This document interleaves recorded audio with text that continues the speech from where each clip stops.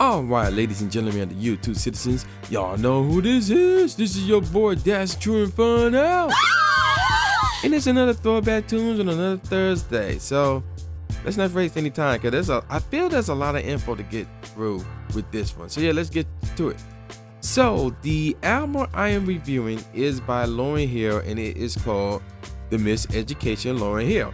Now, not only is this her debut solo album, but this is her only solo album, which is pretty crazy. I thought she had like 1, 2, 3 more maybe, but no, this was her only solo album. So this joint came out August 25th, 1998. So that's funny because tomorrow is August 25th. So we talking 19 years ago. So this album came out under Rough House Records and Columbia Records, and it was recorded from 1997 up to June of 1998. So a little bit of background info on this album. After touring with her former group, the Fugees, as y'all should know about the Fugees, Lauryn Hill became involved in a romantic relationship with Jamaican entrepreneur Rohan Marley, and shortly after became pregnant with his child. This pregnancy, as well as other circumstances in her life, inspired Hill to make a solo album. Recording sessions, we ain't gonna talk about that, but basically she collaborated with a group of musicians known as New Ark in writing and producing the songs. Primarily a neo-soul album, this album incorporates music styles from R&B, hip-hop, soul, and reggae. Its lyrics touch upon Hill's pregnancy and the turmoil within the Fugees, along with themes of love and God. The album's title was inspired by the film and autobiographical novel The Education of Sonny Carson and Carter G. Woodson's The Miseducation of the Negro. So, this album debuted at number 1 on the Billboard 200 chart, selling 422,624 copies in its first week, which broke a record for first week sales by a female artist. So there are 3 singles in this album, but I feel like there should have been more. I feel like there was more. We get to that later. At the 41st Annual Grammy Awards, this album earned 10 nominations, winning 5 awards, making Hill the first woman to receive that many nominations and awards in one night. By 2013, it has sold over 8 million copies in the US and over 19 million copies worldwide. If my voice sounds different, it's because I'm tired. It's like 12:30 right now, and I'm doing this video. So, now the producers involved with this album was Lauryn Hill, where she was the executive producer. If you got Che Guevara, how you pronounce his last name, and Vada Nobles. Alright, so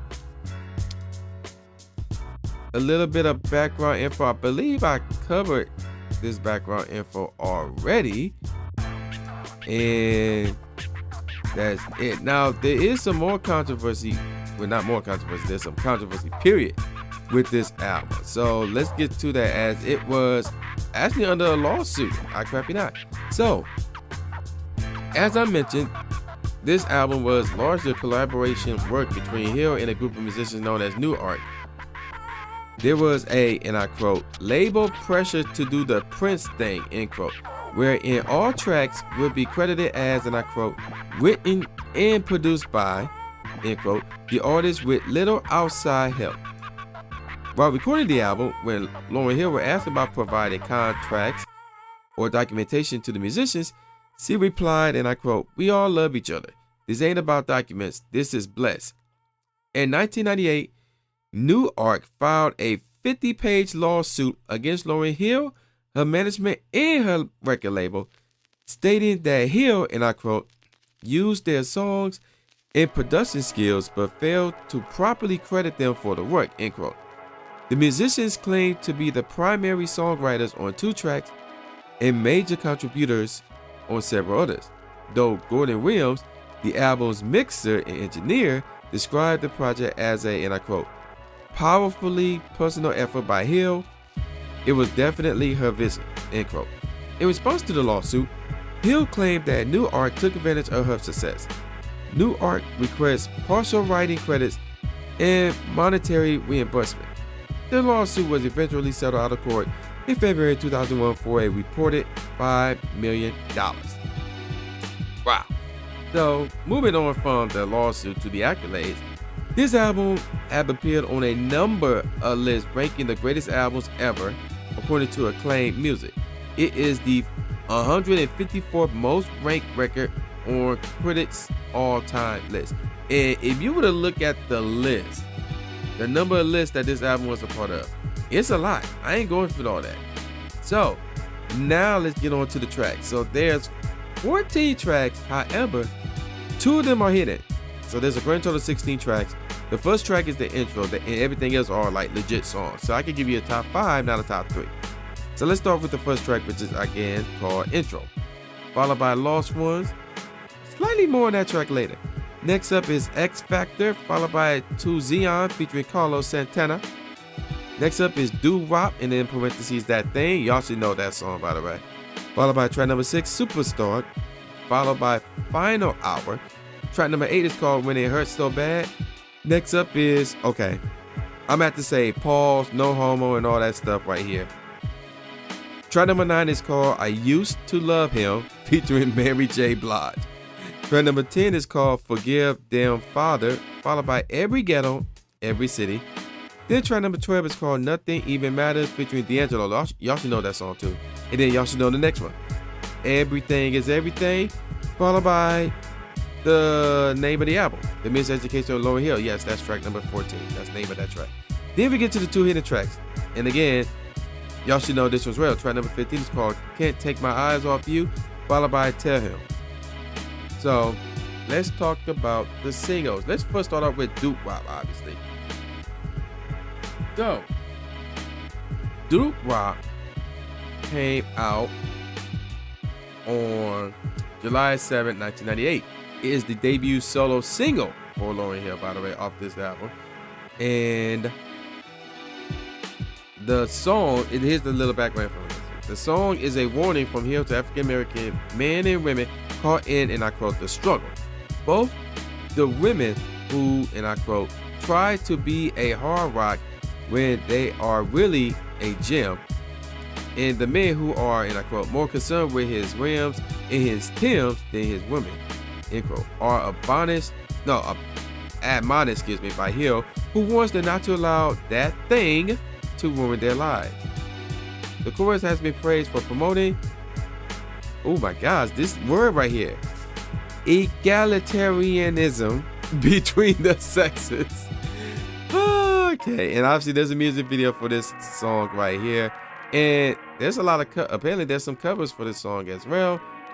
Oh gosh, the charts. Okay, this song was 35th out in Australia, 33rd in Austria, 35 in the Ultra Top 50 Flanders, 15th in the Ultra Top 50 Wallonia, 2nd in Canada, 23rd in France, 17th in Germany, 12th in Ireland, 4th in the Netherlands, 14th in Scotland, 39th in Sweden, 10th in Switzerland, 3rd in the UK, number 1 in the UK R&B charts, in the US R&B/hip hop charts, and in the US Hot Rap Singles, US Hot Rap Songs charts.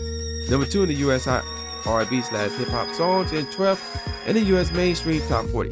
By the end of the year, it was number 9 out in Canada, number 9, out in the, okay, this is new, so I guess it was added later on, I guess. It was number 9 in the Canadian RPM dance charts. So that chart was not there to start off with, I guess. And it was number 41st, in the US Billboard Hot 100 by the end of the year. So yeah, that's interesting. And this single made gold with about 500,000 certified sales. So yeah, there you go with that. Now let's get on with the next single, which is called X Factor. So X Factor is that R&B song, so yeah, y'all should know that one as well. And this is her second single, came out December 8, 1998. And this song incorporates elements of R&B, neo-soul, and hip-hop soul. The song features a sample of Can It Be All So Simple by the Wu-Tang Clan. And this song also raised some controversy surrounding claims that it was about former bandmate Wyclef Jean. So that's interesting as well. And of course, there are covers of this song as well. And of course, this song made the chart, so let's check this out real quick. 51st in France, 52nd in Germany, 19th in Ireland, 40th in the Netherlands, 11th in Scotland, 46th in Sweden, 22nd in Switzerland, 4th in the UK singles, number 1 in the UK R&B charts. Wow, the UK, we love her. 21st in the US Billboard Hot 100 and 7th in the US Billboard Hot R&B/hip hop songs. Now let's get on to the third single, which is called Everything Is Everything. And this is her final single, quote unquote. And this one came out May 4th, 1999. And this song contains elements of R&B, 60s soul, gospel, and hip-hop influence. And Everything Is Everything garnered acclaim from critics, many of who praised its lyrical themes and genre variants. The song marked the first commercial appearance of pianist John Legend, who was still in his late teens when the song was recorded. So, during the recording sessions, Hills wanted to write a song about injustice and struggles amongst youth communities in inner city America. And this song was nominated for a Grammy Award for Best Short Form Music Video, along with a Soul Train Lady of Soul Award nomination and 3 MTV Video Music Award nominations for Best Hip Hop Video, Best Direction, and Best Special Effects. The song is covered by The Roots and Booker T. Jones for the latter's album The Road from Memphis. Okay, and there was a music video for this one as well. Oh yeah, X Factor had a music video as well. And let's look at the charts. Okay, not bad. It was 33rd in the Netherlands, 15th in New Zealand, 30th in Scotland, 20th in the UK singles, 5th in the UK R&B chart, 35th in the US Billboard Hot 100, 14th in the US Billboard Hot R&B/hip hop songs, 18th in the US Billboard Whip Top 40, and it was also gold with sales up or around 500,000 copies. Now, there's a little bit of info on another song that she did, and this one was actually one of the hidden songs called Can't Take My Eyes Off You. Now, she actually did a cover song off of the original song, which came out in 1967 by Frankie Valli. Hope I say his name correctly. And there's a lot of covers. I crap you not. So from the 60s all the way down to now, really, there's a lot of covers. And Lauryn Hill did one. So when she did hers, it was 35th on the Hot 100 Airplay charts and second on the Whitman Top 40 charts. And this was done, and she did this in 1998, and it was number 8 on the Australian singles charts. And this version was also nominated for a Grammy Award for Best Female Pop Vocal Performance in 1999. So, wow, that's pretty crazy. Now, again, another song y'all should be aware of is Lost Ones. If you hear the beat, then yeah, you'll be more familiar with it. Now, let me give you guys my best songs off of this album from worst to first. Nothing Even Matters. Again, y'all should know that one's rare. I forgot about that one. That one got some radio airplay. That one features D'Angelo. It's a famous track of hers. I'm not a big fan of it, to be honest, but I know it's popular. But to me, it's the worst track off this album. Next up is Superstar, followed by To Zion. And really, Nothing Even Matters was like the only bad track off this album, in my opinion. Moving on. Forgive Them, Father, followed by Tell Him. Then we got I Used to Love Him, again, pause, no homo, featuring Mary J. Blige. Next up is The Miseducation of Lauryn Hill. Then we got Every Ghetto, Every City. Next up is Can't Take My Eyes Off of You. And then a deep song here, When It Hurts So Bad. Now let me give you guys my top 5 tracks off this album. 5th best track off this album is Everything Is Everything. The beat is really dope. I really like the song. At one point in time, like back then, it was really heavily played on the radio, but despite that, I really like this song. Yeah, really dope track. 4th best track off this album is X Factor. This is a deep song. Obviously, it's R&B. Obviously, I already described it already, and I really, really like it. So again, it was heavily played on the radio back then, but so what? I really like the song. You should check it out. The best song off this album is Lost Ones. Again, another famous track to her that is not officially considered a single, and the beat is dope as heck. Alright, 2nd best track off this album is Final Album. This one I kind of slept on. I need to listen to that more often because the beat is really dope and it's semi-mellow. So, you know how I am about the mellow out joints, but this one's semi-mellow and this one really dope. And of course, the best track off this album is Do Wop That Thing. This is really the main reason why I got this album. That and Everything Is Everything and Lost Ones. Those 3 tracks are the only reason why I got this album. X Factor was a bonus, in my opinion.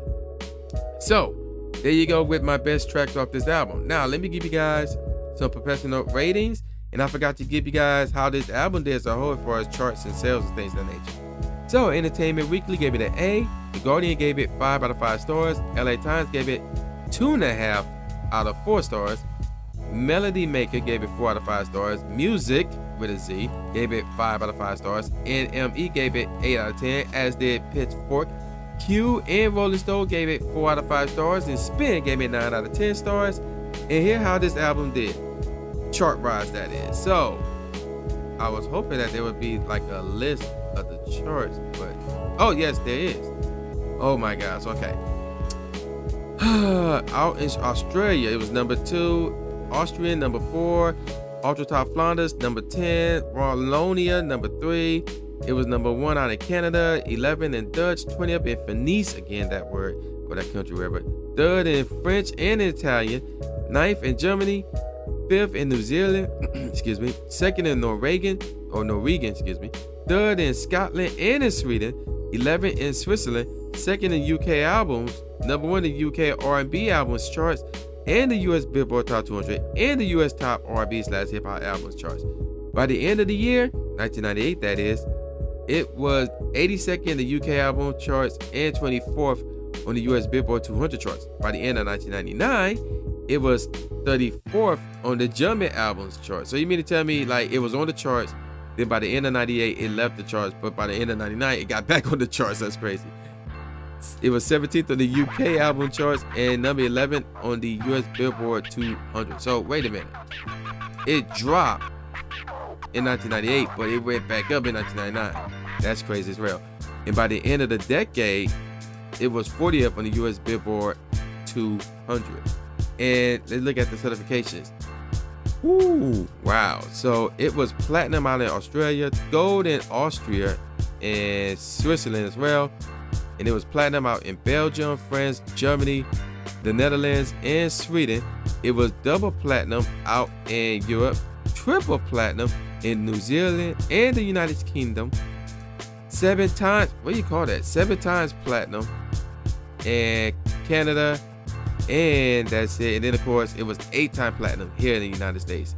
So this album really did its thing, man. It really did its thing. So what do I think about this album? Well, it's kind of hard for me to compare this album to any other Lauryn Hill solo album because this is her only one. But I'm gonna have to give this one 4.25 out of 5 stars. There's a lot of classics, but there's not a lot of songs that made me go, oh man, it's the greatest of all time. So Doo-Wop is a classic. Lost Ones is a classic. X Factor is a classic. Everything Is Everything is a classic. Nothing Even Matters was song on this album, but it's very popular and very famous. I ain't gonna deny that. And I also really like Final Hour. So a lot of good tracks on here, but nothing here is like greatest of all time or even close. But again, it's not that far off from being close to being the greatest of all time. So yeah, 4.25 out of 5 stars. I would say you should either get a download copy of, digital copy of this, or a physical copy. You get a physical copy, that's cool. If you got a download version like I do, then that's cool too. So yeah, 4.25 out of 5 stars. Either get a digital copy or a physical copy. Either one would be just fine. You must have this album though. So yeah, with all that out the way, y'all know who this is. This is the new Jay Gatsby, aka the new Stephen A. Smith, saying peace out, y'all, and I'll see y'all next time. Yeah.